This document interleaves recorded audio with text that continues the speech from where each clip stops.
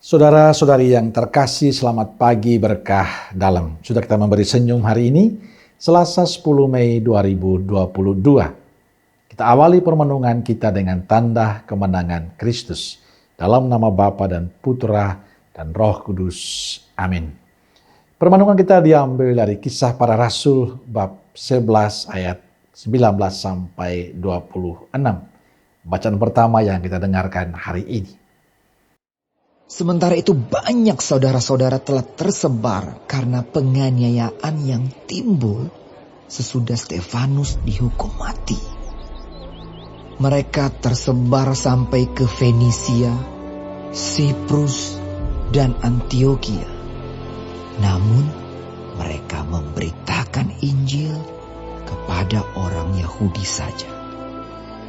Akan tetapi, di antara mereka ada beberapa orang Siprus dan orang Kirene yang tiba di Antioquia dan berkata-kata juga kepada orang-orang Yunani dan memberitakan Injil bahwa Yesus adalah Tuhan.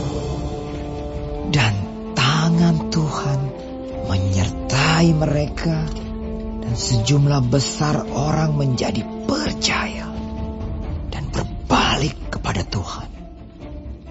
Maka sampailah kabar tentang mereka itu kepada jemaat di Yerusalem. Lalu jemaat itu mengutus Barnabas ke Antioquia. Setelah Barnabas datang dan melihat kasih karunia Allah, bersukacitalah ia. Ia menasihati mereka supaya mereka semua tetap setia kepada Tuhan. Karena Barnabas adalah orang baik, penuh dengan Roh Kudus dan iman. Sejumlah orang dibawa kepada Tuhan. Lalu pergilah Barnabas ke Tarsus untuk mencari Saulus. Dan setelah bertemu dengan dia, ia membawanya ke Antioquia. Mereka tinggal bersama-sama dengan jemaat itu 1 tahun lamanya, sambil mengajar banyak orang. Di Antioquialah murid-murid itu untuk pertama kalinya disebut Kristen. Saudaraku terkasih, dalam bacaan Kisah Para Rasul yang kita dengarkan hari ini bercerita tentang orang-orang yang percaya pada Kristus setelah meninggalnya Stefanus. Banyak terjadi penganiayaan pada orang-orang yang percaya. Karena itu mereka tersebar kemana-mana dan terus memberitakan Injil Kerajaan Surga. Walaupun hanya pada kaum Yahudi saja. Yang diwartakan mereka adalah bahwa Yesus adalah Tuhan. Dan tangan Tuhan menyertai mereka. Dan sejumlah besar orang menjadi percaya dan berbalik kepada Tuhan. Kisah kecil ini menggambarkan sikap militan mereka yang percaya pada Tuhan.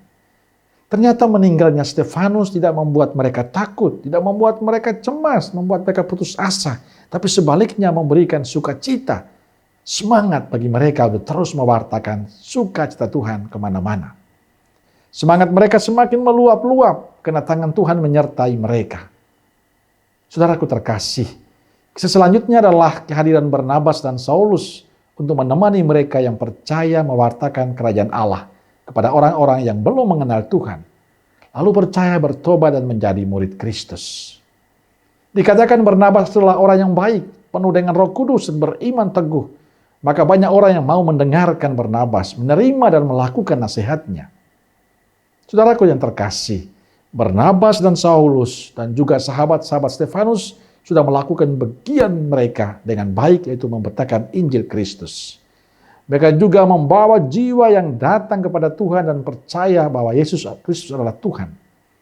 Lalu bagaimana dengan kita yang hidup pada zaman ini? Sudahkah kita percaya bahwa tangan Tuhan selalu bekerja, menyertai, memberkati kita pada waktunya? Beranikah kita menjadi pewarta Tuhan di zaman ini? Sudahkah kita berperilaku yang menunjukkan identitas kita sebagai murid Kristus? Kini tugas kita semua yang mengaku diri sebagai murid Kristus untuk menghadirkan sukacita Tuhan dalam kehidupan kita. Pertanyaan besar adalah, beranikah kita menyuarakan kasih Tuhan Yesus di tengah kesibukan kita, di tempat kita masing-masing, Beranikah kita membawa banyak orang untuk percaya pada Kristus?